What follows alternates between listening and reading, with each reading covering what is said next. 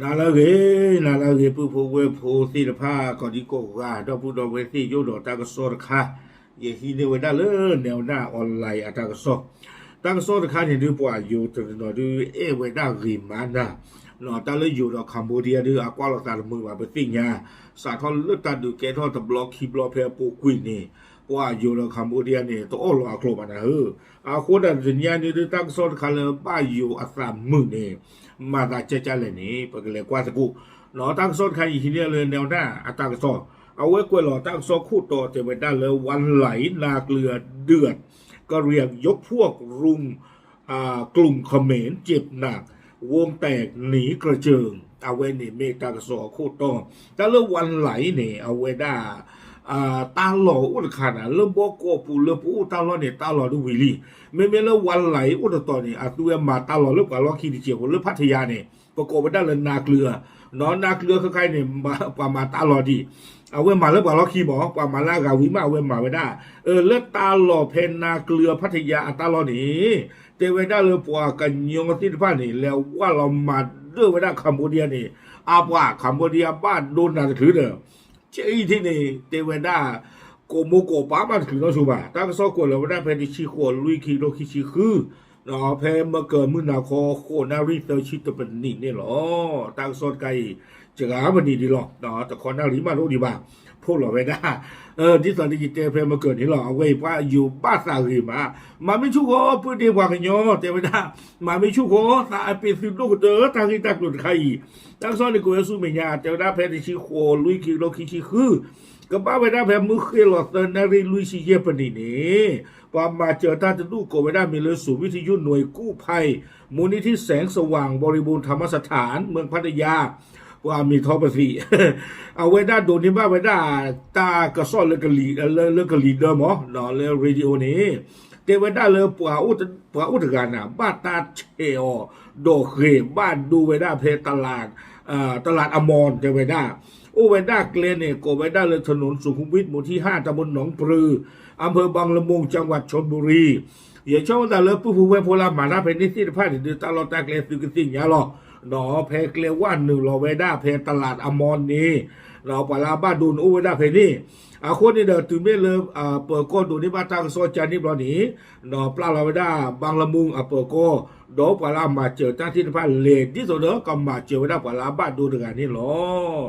ตั้งโซกวยไว้ได้เจอเมื่อไปถึงพบคนเจ็บชื่อนายอายุ35ปีชาวกัมพูชาถูกของมีคมแทงเข้าที่บริเวณเอวด้านขวาเป็นแผลเวอะหวะขนาดใหญ่เนาะเตไว้ได้เลยถึงไม่เลยปามาเจอต้าดอกเปิดก็เหล็กตึกว่าเนี่ยที่บ้านไว้ได้วาลาบ้านดูดกะมีไว้ได้เลยนายอาสาวเซอร์ชิเยนี่เก็บกับคัมโบเดียปลาเชอเนี่ยมันจะดูตะมิวเลยดูเตนบ้าเนาะเลยยอดดิลูช่วยตะกับป้าปูล่อเลลอฟัวเขาหล่อเตไว้ได้ด้านนี้เฉไม่กลัวไว้ได้คนนี้ล่อเลลอฟัวเตไว้ได้วิบลอนเนี่ยเตว่าทีมกู้ภัยต้องรีบปฐมพยาบาลแล้วนำส่งโรงพยาบาลพัทยาปัทมคุณโดยเจ้าตัวบอกว่าถูกชาวเมียนมายกพวกรุมทำร้ายแล้วใช้เหล็กขูดชาร์ปแทงคาดว่าสาเหตุมาจากการเขมรในระหว่างที่เล่นสงกรานต์ของเทศกาลวันไหลนาเกลือเนาะ ตั้งซ่อนนี้เอาไว้เวด้าจิจาอีเนาะไปแล้วปาพลาทอตาตะกานี่เด้อเอาเวเตเวด้าดีอีเนาะขอเนาะ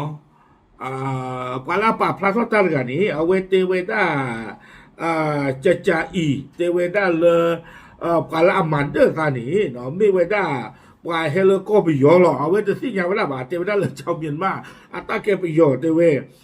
ด้าปลาสิ้นบ้านในมืออุปเปกาเลยดูเตนบ้าบาเนาะเตอคีเตอตาปาตาพูนหนึ่งของมันได้ละเสาที่นี่ถ้าตัดเตอคือเดอเตเวมอจอมจาที่ตายอดดินโลนี่เลยมาเงี้ยกันละนี่ไม่ว่าที่อันนั้นนอกหลอกตามแล้วยอดดินหลอดฟัวลีละเวดูเตอที่หลอมาเหลือลีเดอแต่อยากว่าเนี่ยเทวดาบ้านนี้ตั้งที่ตาโกรเนี่ยก็เกล้าสาเพเป็นเลลูกเวทีเลือตาหลอกก็ว่าได้วันไหลพัทยานาเกลือเนาะเพนเนี่ยเซอร์ตัวขานี่หรอเทวดาที่นี่ว่าเตด้าที่เกนี่นะยอดดินหลอเลลี่ทั้งซ้อนในคุยเวลาต่อมาผู้สื่อข่าวได้ตรวจสอบข้อเท็จจริงกับเหตุการณ์ที่เกิดขึ้นเบื้องต้นทราบว่าบริเวณดังกล่าวเกิดขึ้น เหตุการณ์ดังกล่าวเกิดขึ้นบริเวณตลาดอมรเนาะห่างจากจุดที่คนเจ็บเดินขอความช่วยเหลือกับชาวบ้านประมาณ200 เมตรตั้งกระซ้อนหนีป่าพลาทไว้ได้ถึงเมตรเลยตั้งที่ตั้งกลุ่มคาเกทรอบรอนี่เนอะประมาณตั้งกระซ้อนนี่ลูกโคที่กิเวด้าตั้งที่ตั้งกลุ่มลาเกทรอตาที่ผ้าเนาะที่ยาบ้ากิเวด้าเลยตั้งเกทรอตาล้อนี่คอมยอเพปาเชลอตาไปอีลอตาล้อนี่เนาะอุเวด้าเพตลาดอมรโจจูลเวด้าสาดอปลาละอาบัดดูเฮคิตามาเจอร์กาอินอเมคิกยาที่จะยีละแกชนจิบะเทวดาเลยโดยพบว่าบริเวณดังกล่าวมีร่องรอยการต่อสู้เศษขวดแก้วแตกกระจายเกลื่อนมีคราบเลือดหยดเป็นทางบริเวณหน้าร้านขายหมูสดตั้งซ่อนที่บ้านเวดาเทวดาเลยกว่าเวดาเลยตาเกทอสาล้อนี้เนาะเพนนี่เนี่ยที่บ้านเวดาเลยไม่กูกีอาเมมกันที่เลกีเลยนี่บ่ารอเตกับยาป่าเตมือเสียผ้าวิบล้อนี่ตาฟุยอยู่อะไรเวดาดอกลูล่ะเพตาเกทอสาล้อนี้แต่เวดาประชาชนเนี่ยซีซูอัลลอฮ์นี่หรออีหลักฐานเลยถอนยาซีซูอัลลอฮ์วิบล้อนี่เวกีจีเวดาจอจูเวดาโดตาเลเกราตาลอนอเมคิกยาเลขีตั้งมาเจอยอดดีหล่อเลยมาเจออย่างทีเทวดาจิตใจนี่วิวัฒน์ตั้งซอเทวดาจิตใจชาวบ้านที่เห็นเหตุการณ์ให้ข้อมูลว่าก่อนเกิดเหตุเห็นกลุ่มชาวกะเหรี่ยงกับชาวกัมพูชากำลังเล่นน้ำสงกรานต์กันอยู่เวลาที่ตลาดเกราตาสินผ้านี้เทวดาเลยเดคลีเลตาเกทอสาดิบาคานิเดเทวดาที่บ้านเวดาเลปัวกันยอควาตดูดอกว่าคัมโบเดียควาตดูคิดูนี่เทวดาเลโลกเวดาที่เลตาโลเพเนคานิเดโอแล้วเวดาตาสาวิที่เนี่ยป้านนาสุพียาตาพีนาสานยาสานยสุพีตุสานยตดูวิบลอนี่เดเรกลิปอดาตาสาวิคินี่เนาะตาสาวิก็เฮเดเวฮีตาสาวิก็โฮเดโฮจากนั้นก็เกิดเหตุการณ์ไม่คาดฝันเทวดาเพนนี้แล้วนะนาโกฮิยาโกฮุนนาโกฮิยาโกฮุนนี่ดูกดดูเจดูกดดูเจมินตาเกียมันอะกระเตเทวดาเลตพรามเมอโตปูนี้เทวดาปัวกันยอสุยกันยอเปื่อยดูกูเวดาการชี้เทวดากลุ่มชาวกะเหรี่ยงประมาณ10 คนได้วิ่งรุมทำร้ายชาวกัมพูชาซึ่งมีประมาณ5 ถึง 6 คนบนถนนข้างตลาดอมรเทวดาเนาะก็ฮิปากันย่อกันชิตาพูดมาเดอร์เวคัมพูเดียเลยกูเจ๊กาเป็นเมื่อคือกันหรอคอมยออาเจลตาพาพอนี่เนี่ยเทวดาเพตลาดอมรก็ป่านี่กับมิตรลาอมรก็ตาเทวป่าชาติโถญ่ากับเมียเด้อวิบล้อเนี่ยตั้งโซเทวดาเลยโดยกล้องวงจรปิดสามารถจับภาพเหตุการณ์ไว้ได้บางส่วนเนาะไม่เลยป่าเลยเช็คว่าเลยแคมราบุญเนี่ยออกป่าที่บ้านเวลาตาเกทอดสัตว์แต่หนอเลยแคมราบุญเนี่ยเขาไม่เอาพลาดตะเลอะบ้าอย่างช่วงไหนกับพลาดบุกเกบุกคอเลยแคมราเนื้อที่ใจนี่หมอโดยชาวบ้านยืนยันว่าในขณะนั้นเห็นแค่ชกต่อยกันแต่ไม่รู้เหตุการณ์ในครั้งนี้จะรุนแรงถึงขั้นใช้ของมีคมแทงกันจนได้รับบาดเจ็บเนาะป่าสมมติพวกนี้เทวดาช่วงนั้นเนี่ยตาทูละตาอยู่รอแต่ที่ยาบ้าเทวดาปตอตุลเลอเวลกากระปาลอเลจิจานี่เชลอตาเดตาโคจูกันได้เบอร์ใหญ่นี่เนาะโดยที่ผ่านมาในช่วงเทศกาลวันไหลนาเกลือไม่เคยเกิดเหตุการณ์แบบนี้มาก่อนเทวดาและปูคุยหนีปามาตาหล่อเลยพัทยานาเกลือประกอบเลยวันไหลอีนี่เด้อว่าอีหล่อชกเกลตาดูโอหมอตาเบตาคอนี่เด้อกระปาหล่อสัวใจตู้นอนแค่นอนเข้าบ้าเทวดาลากเตอร์ในตั้งโซเกวกิเวดาด้านเจ้าหน้าที่ตำรวจได้สอบปากคำไว้เป็นหลักฐานพร้อมทั้งแนะนำให้ไปแจ้งความเพื่อติดตามผู้ก่อเหตุมาดำเนินคดีตามกฎหมายต่อไปอาโคตาตอนนี้เดอเปิดก็คนนี้เดเวฮิกุเวดาคัมโบเดียควาดงานนี่เนาะเทวดามาใหญ่ที่พูเนาะเดลเลตาชาฮิเมวินเดอเลเตอร์ขาตากิตากลุนใครที่เจ็บพูเริ่มเปิดก็นี้เนาะที่ตัวเดอเปิดก็นี้เดก็คือที่หน้าตาอุตสาหที่ผ้าดอกก็ลูพ่อลูเจอนี่ก็ได้กินนะปว่ากันยอที่ผ้าก็แค่กี่ลูกลูกกัวก็ได้เกี่ยวสู้ไม่ยาแต่ต้องกันดอกนี่หรอตากระซ้อนเนี่ยกวยไม่ได้ตื่นเพลนี่หรอยาเด้อนอนที่ตอนนี้เย็ดเตะนี่หรอตาอีตากลุนใครกว่า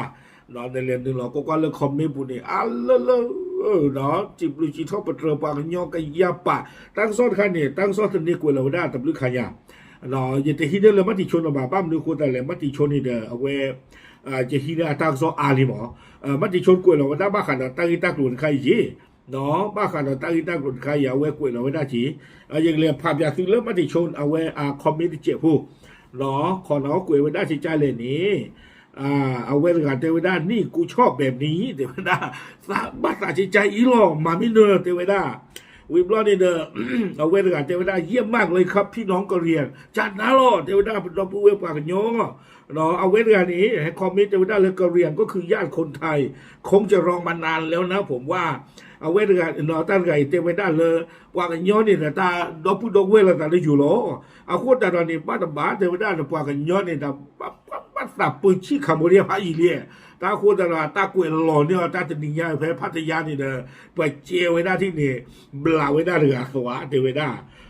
เอาเวทกันเทวดาไม่สนับสนุนการใช้ความรุนแรงเนาะกระเรียงห้าพอเทวดาเทวดาเลยปัดชอบถวยเอาเวดาตาชื่อเมเกเมบะบาชนะกินเลิกขี้นี่มาด้วยมินเนอร์เขาเอาเวดาเทวดาเจจานี่วางยอหรือมามินเนอร์เขาเนาะดีเนี่ยหมอวิบวัฒน์เอาเวดาเทวดาจากชายแดนตะวันตกเนาะสู่ชายแดนตะวันออกเอาเวดาเทวดาเอาเวทดูนี่ว่าเลิศโยก็มือหนึ่งตะกป่าเนาะตาเลิกปากย้อนเนี่ยตาป่าเป็นนอกมาแล้วพวกเลิกมือหนึ่งเนาะเนาะเอาเวทดูเนี่ยเลิกมือหนึ่งนะเวทดูเลิกมือท่อเนี่ยเทวดาเนาะเลิกมือหนึ่งเลยมาเลิกมือท่อเนี่ยย้อนก็ไปเสียเทวดาจานี่เอาเวทอะไรเขาไม่เทวดาไม่ต้องห้ามตรอตรงนี้เทวดาเมื่อปากย้อนปีกุศลไม่คลีเอาเวทเทวดาเขานี้ดีมากว่าถ้าก็สอนใครซาใจซีหรอกว่าซาบ้าซากีก็เต๋อเทวเนาะวันที่เราดูที่ภาษาของคอมพิวเตอร์โอเคยันเลยเราช่วงนั้นจะกับพากุญยตีโพลกอพูแก้มมาก็ไอ้กระเตื้อนกันเทวดาขอบคุณชาวกะเหรี่ยงมากครับเอาไว้กันเทวดาหรือรูปบางโลกบางยอเลือกซื้อมาในเขตตาเลือกก็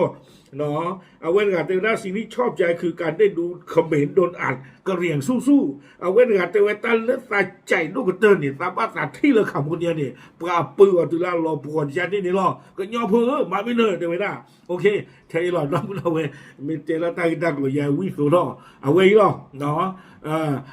ปกติที่มาเลยคัมโบเดียเลยอยู่ใต้ที่ไว้ได้นี่แต่นี่ยัยปากยอมมาก้านี่ได้เกี่ยวเลยพัทยาลีเทยหลอดตามเลย